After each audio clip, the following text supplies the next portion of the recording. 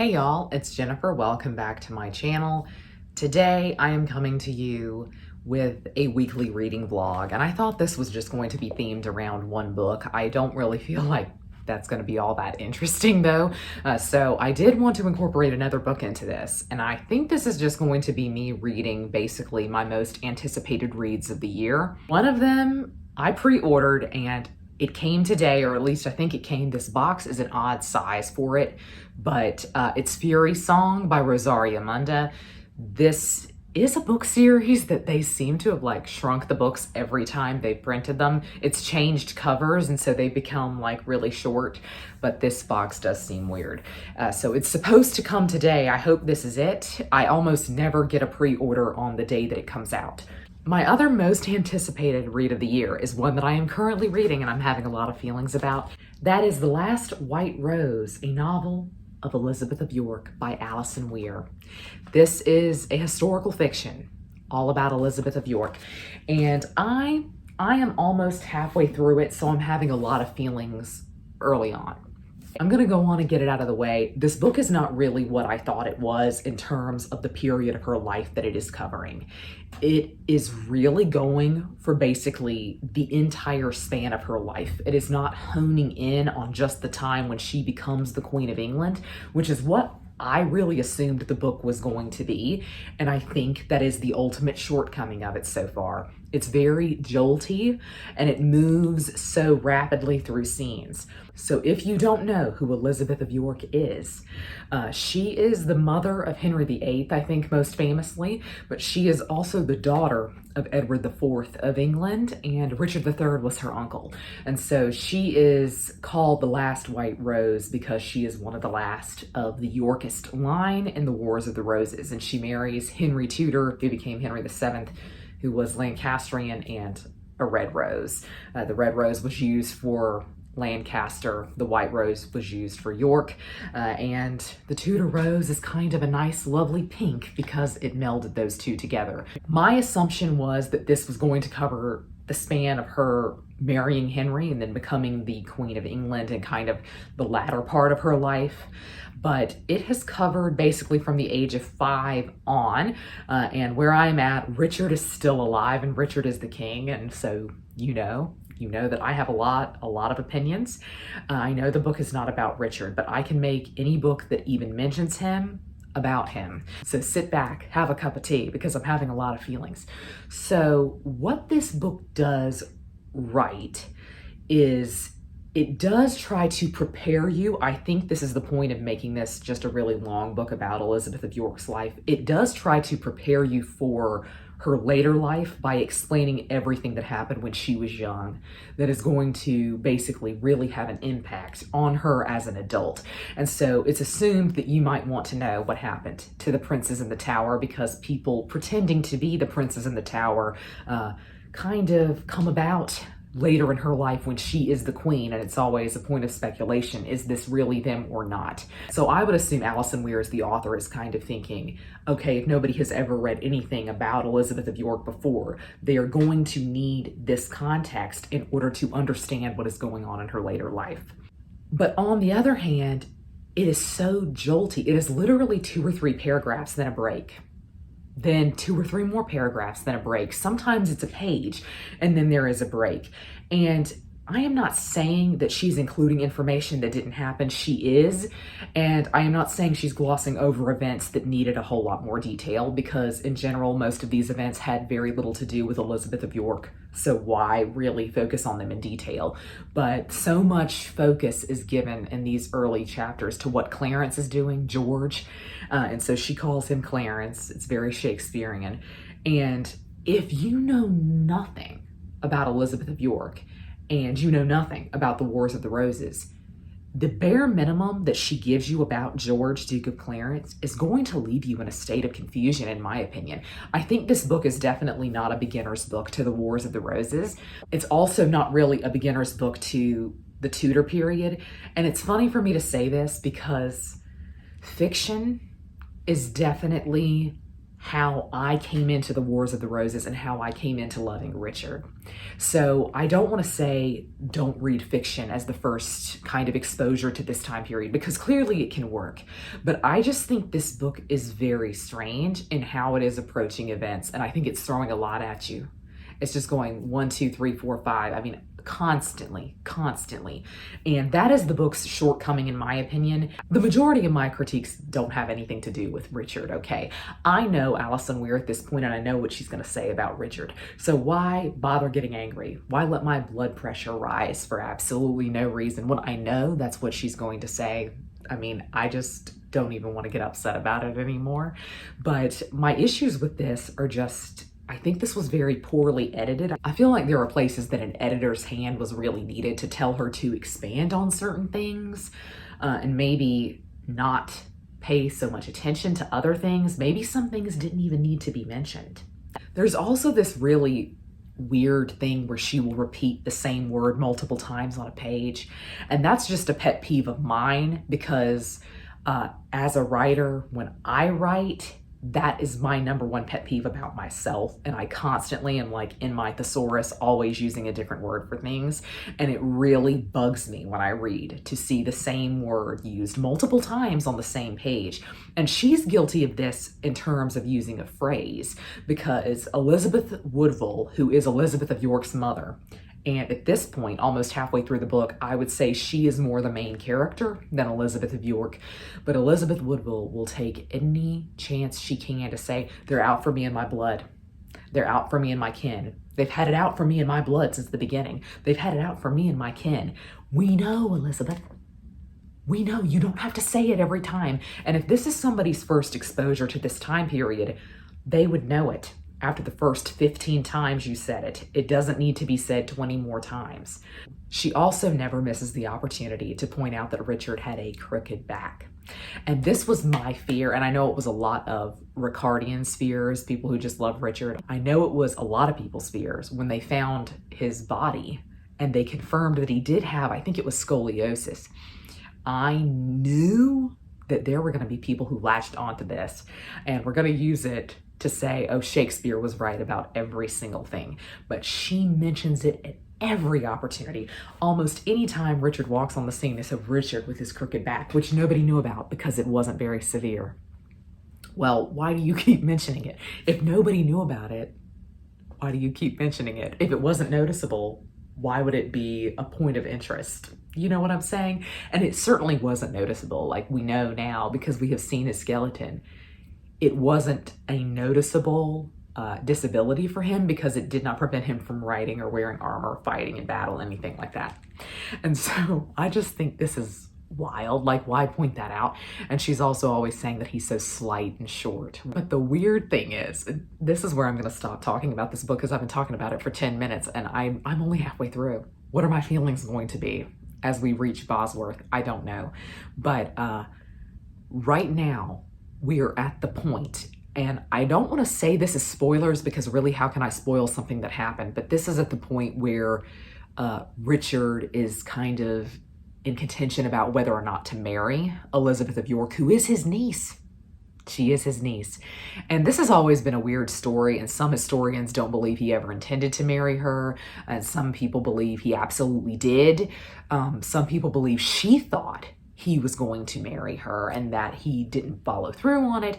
And this book is taking like a really interesting turn in that she, I think, is mad that he's not going to marry her, which is one of the weirdest things I've ever read in historical fiction. Like, she feels jilted right now. And I don't know. I'm curious about how this is going to go, because I feel like this is going to become her like hating Richard because he wouldn't marry her, and not hating Richard because she thinks he killed her brothers, which is a strange place to be. Very weird. But why don't we do a little unboxing? I don't know if this is the book or not, just because the size. It's not. Sorry, it's AT's albums. So this is not the book. Oh, they gave us a pin. Super cool, from my favorite K-pop store. Well, that explains why the box was so small, because these are square. So, no word on where Furysong is. Maybe I'm not even going to get it today. It's fine, because I'm currently reading this, and I really should finish it before I start Furysong. I am so scared. Furysong is the third and last book in the Fireborn trilogy by Rosaria Munda, which is about dragon riders, but it is so much more than that. It really is so much more than that. But I have seen so many people's reaction to it has been just like absolute devastation. Like, I've seen a lot of people literally crying over this book. And so I'm scared. I'm healthily scared. I'm worried about what's coming. This is so random. I have no clue what this is. Why do we have like a little hole here? What is that? Okay. This is so strange. I don't know. They send freebies and I'm like, why is this little hole here? I don't know. I know nothing. I'm still a K-pop baby. Oh, look at my pre-order benefits, y'all. Well, I will keep a lookout. We're going to find out where that book is, but hopefully I can read these this week. A whole lot is not really happening this week. Thank goodness. We need kind of a slower week, but it is Tuesday. I'm starting this in the middle of the week. I will check in with you later. I just really needed to record some feelings about Elizabeth of York right now. And I have such mixed feelings about this cover. Like, her wig, I don't know. I'm kind of over real people on the cover. That's just one of my more controversial opinions. Like, illustrated people, that doesn't bother me. But real people on covers, I'm kind of over that. It did, in fact, arrive today, y'all.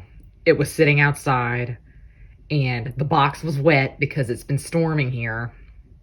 The storm just cleared up, and I was kind of worried since the box was wet, but it doesn't look like the book was damaged. So I'm really pumped.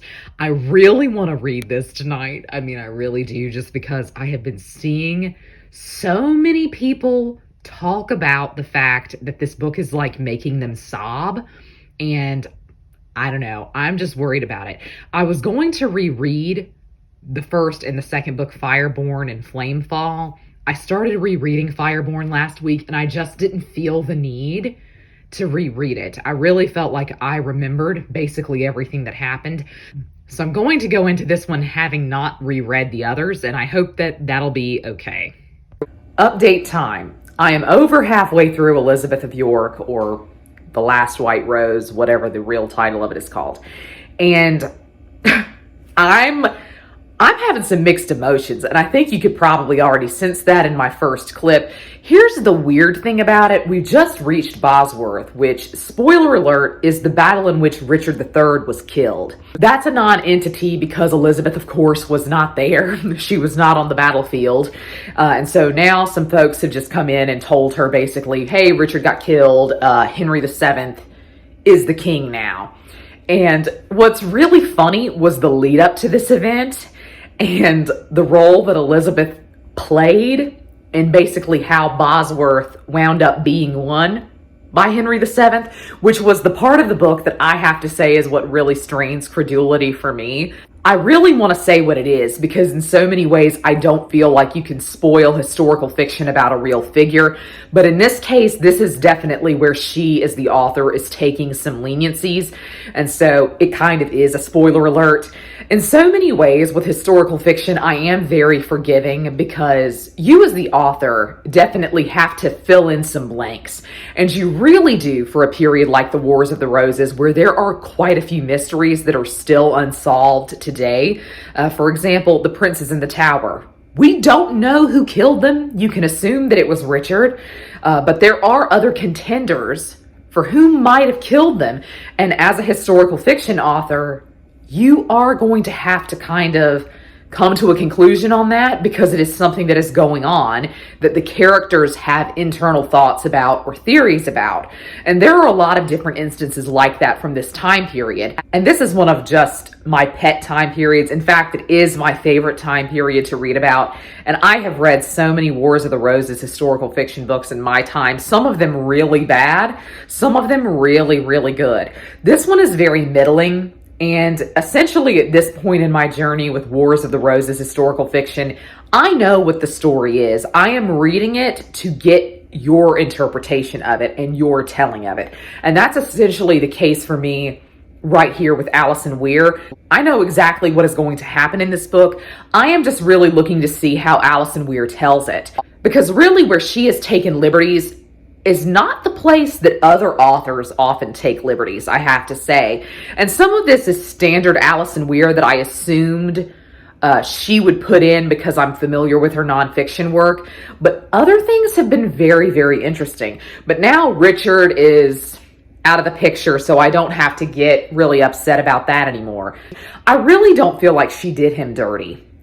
In fact, I would say there's still a lot up in the air about Richard. She has framed it as though everyone thinks he was really terrible and they were really waiting to turn on him this entire time, which is certainly the truth for some people. But what Richard has to say about certain things is never clear. He claims things didn't happen or that he doesn't know what happened in certain situations.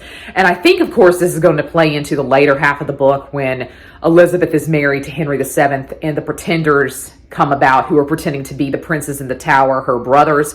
And so maybe Alison Weir didn't want to say outright what happened because she wanted it to be conceivable to us, the reader, that the pretenders may very well be Elizabeth's brothers. I'm having fun. I mean, it's a wild ride. The Wars of the Roses always is. I stand by what I said in my original clip, which is basically that this is not the book to start with if you have never read anything on this subject. If you have never read anything about Elizabeth of York, I really just don't think it's a very good introduction to her. But it has led me to reflect on things just a little bit, particularly in the realm of like the common people, like just your average Joe living in Wiltshire, for example. Elizabeth Woodville, Elizabeth of York's mother, who was the queen, she's constantly on about the fact that everyone knows that her sons, who were the princes in the tower, everyone knows they were the legitimate heirs, and everyone is enraged that Richard would dare usurp the throne from them. She's talking like, oh, everybody's up in arms. Everyone's mad about this. Somebody somewhere is going to do something about this because everyone in the country is so upset that the rightful kings have been killed. Of course, we don't know if they're really dead. We don't know who killed them or anything like that. But I just kind of thought it was absolutely hilarious when I started thinking, okay, let's say I'm just your average Joe living in one of the many counties of England. Do I care what's going on in London? Do I? Do I care at all who the monarch is if he's not doing anything for me? Truly.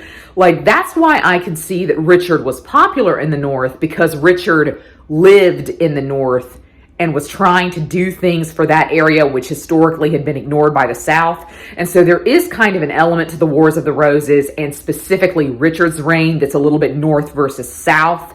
But do I, an average person just living in the countryside, have a clue any of this is going on? Of course, you know that a war is ongoing, but do I really care ultimately who's in power? That's just what this book has made me start thinking about. I'm about halfway through it. I'm enjoying it. I mean, let's just be real. I'm enjoying it. I love the Wars of the Roses, so I'll read anything about them. But I did start another book that was semi an anticipated release for me, so it kind of fits in with the theme of this vlog this week. But I started reading I'm Glad My Mom Died by Jennette McCurdy. I got this as an advanced listener's copy from Libro FM, and this is a memoir of a child star from Nickelodeon. Jennette McCurdy was on iCarly, which was a little bit after my time. She is exactly my age. I think she was born the same year I am, but she was kind of in the generation of shows after I stopped watching Nickelodeon. I was definitely an All That, Keenan and Kel, Amanda show, and even Drake and Josh. Like, that was really my generation of Nickelodeon. This was like the generation of Victorious and iCarly and everything, which I didn't really get into. But this is basically about the abusive relationship that she had with her mother, and it's extremely upsetting to read, to be frank, because she narrates this audiobook herself, and it is so hard to listen to sometimes. I mean, honestly, it is, but she's an incredible narrator because, of course, she was an actress.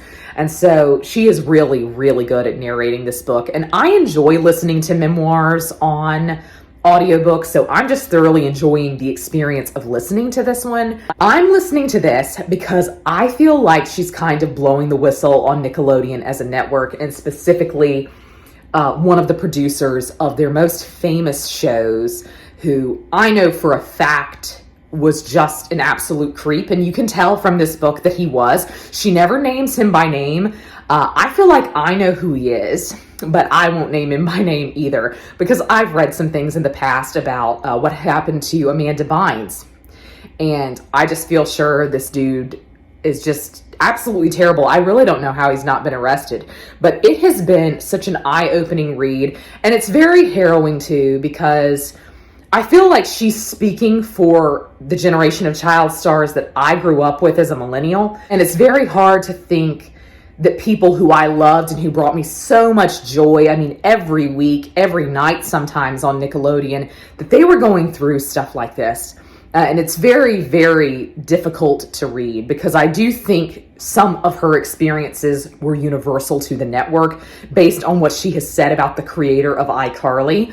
I feel like this is true for a lot of the child actors who were working on Nickelodeon at the time, which is deeply upsetting to think about. The more interesting part of this is Jennette's relationship with her mother.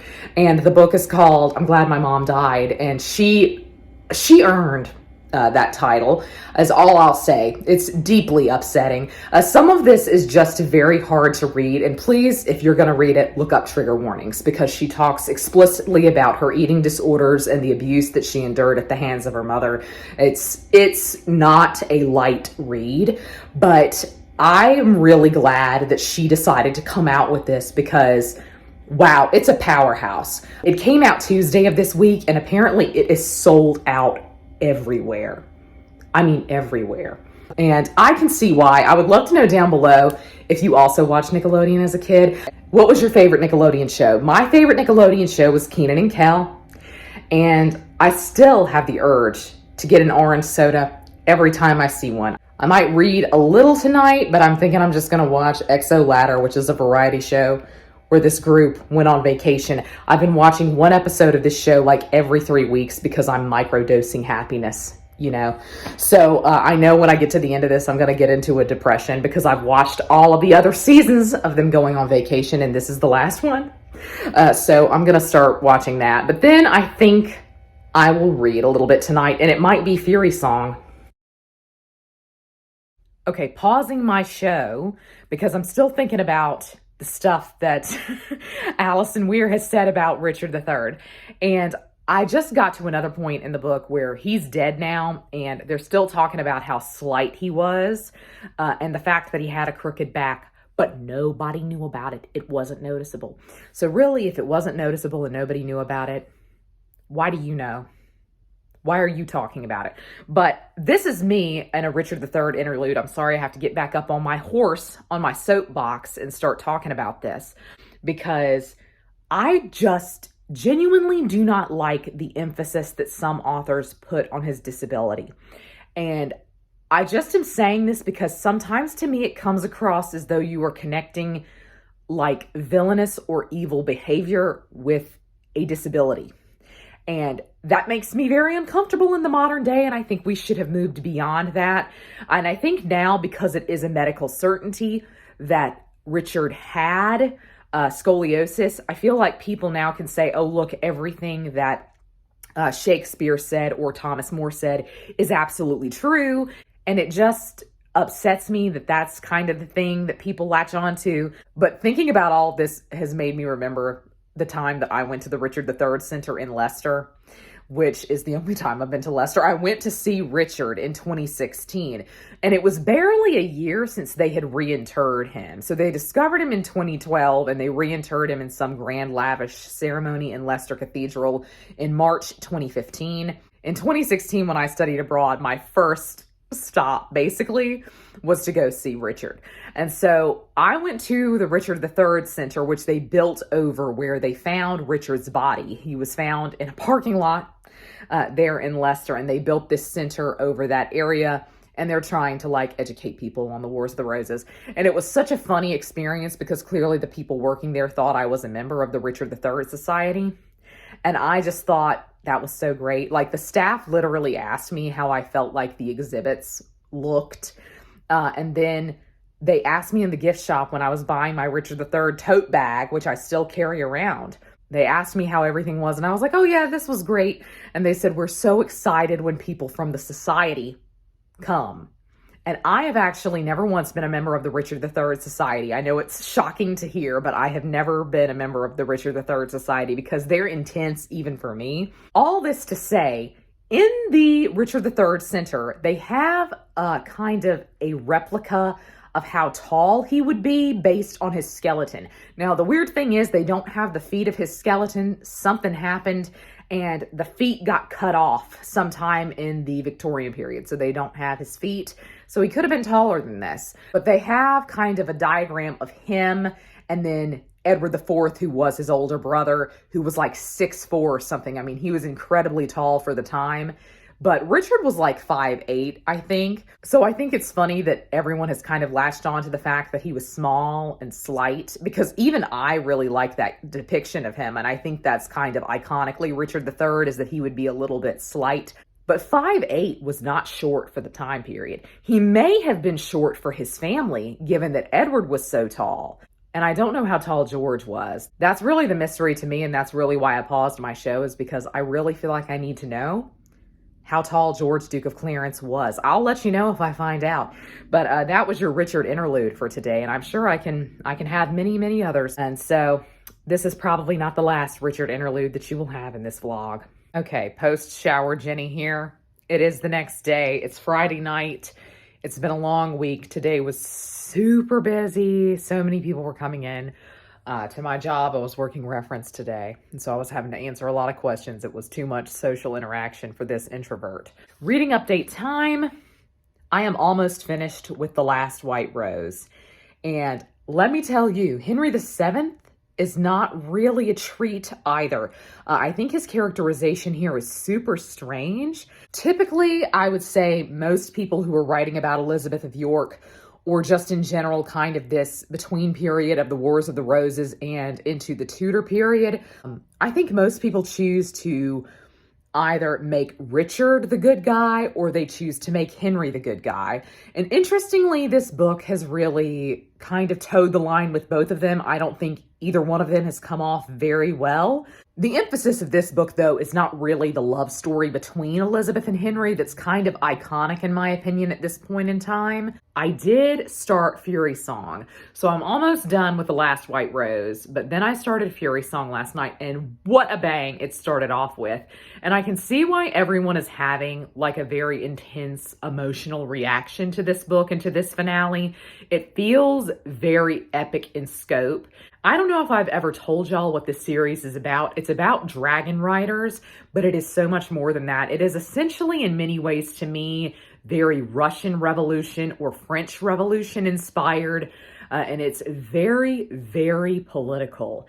And I think if you are somebody who has looked down on YA or feel like you're beyond YA, this is the series to try because it is incredibly adult in its themes. And it is a series that I think I would have really, really loved as a teen. Sometimes I'm reading YA for Teen Jenny, and I just really think this series would have connected with me at 17. And it certainly has connected with me now. I'm really worried about it. I mean, I'm really worried, but it's super good. Update on I'm Glad My Mom Died. I thought I was going to finish that today because I had an AirPod in the majority of the day thinking, oh, I was going to finish it because it's actually a very short audiobook and people just kept coming in, so I never finished it. And I think I still have an hour or so left on the audiobook. It is really incredible. I can see why it's sold out everywhere.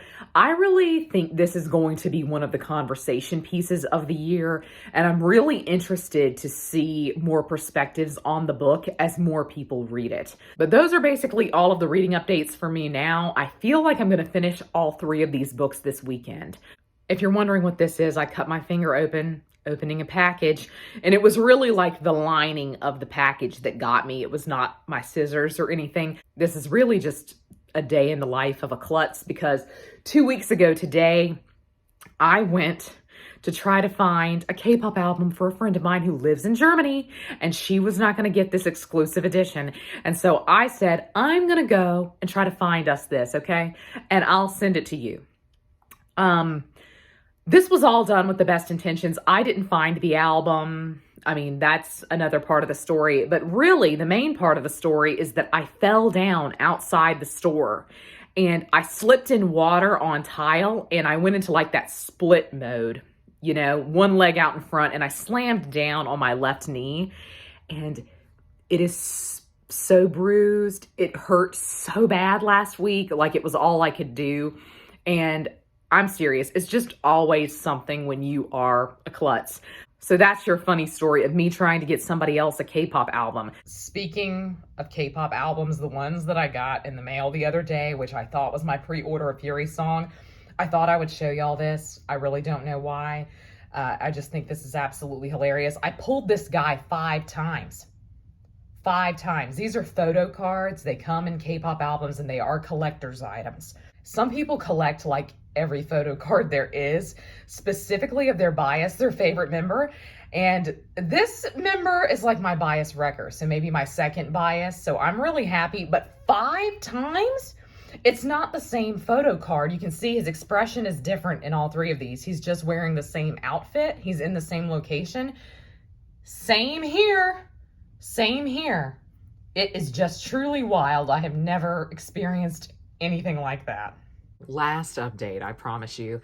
I feel like we really need to wrap this vlog up. I'm coming to you from kind of my live show setup because it is August 14th and we are about to have some reading sprints for Faustathon over on Rainy from Rainy Day Reads' channel. That's really kind of why I wanted to wrap up the vlog here, is basically because I want my next vlog to be focused around Faustathon.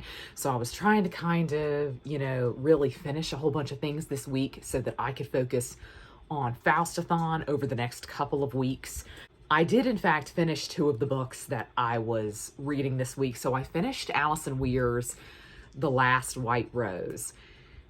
It was strange from start to finish. Like, I kind of thought that maybe she was rushing the first half because the second half of the book, where Elizabeth of York was an adult and was the Queen of England, I figured that was going to be the part that she really wanted to focus on.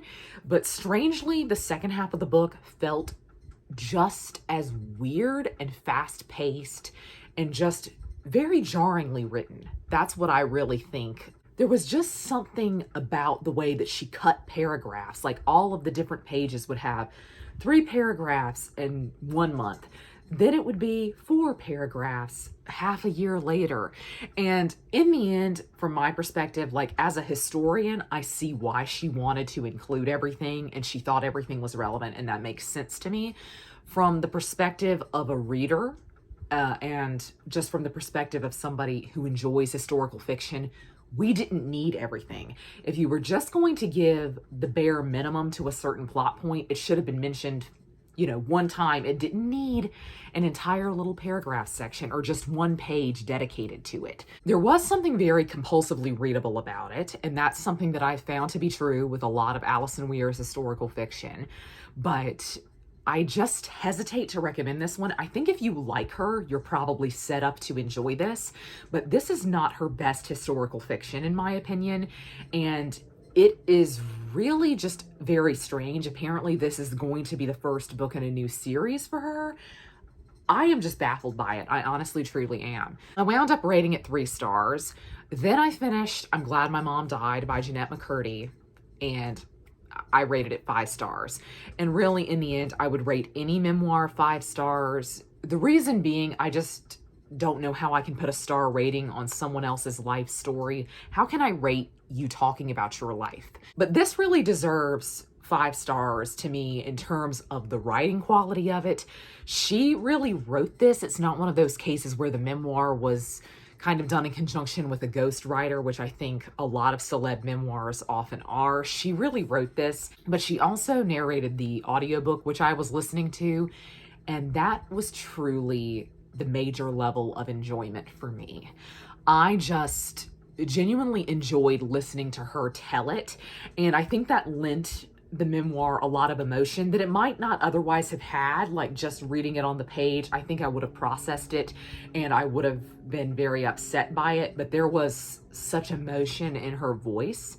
It was just a very wonderful reading experience and a needed reading experience, and this is one that I just really suggest people read, especially if you were of the generation where you watched iCarly, or even just in general, you're my generation, kind of the younger millennial, and you just grew up watching Nickelodeon. To me, iCarly was at the tail end of when I would have been watching Nickelodeon, because it seems like around the age of 15 or so for me, I kind of moved away from that a little bit, but I really think a lot of what she talks about can be extrapolated and just kind of can be used to look at child stardom in general, but specifically child stardom on Nickelodeon. It was fantastic. I mean, truly it was. But again, look up trigger warnings for this if you're going to read it, because I do feel like you should know what she's going to talk about going into this, because she talks about it very explicitly. So I am about halfway through Furysong. I'm not going to say I'm disappointed, but this is certainly not as good as the other 2 books in the series.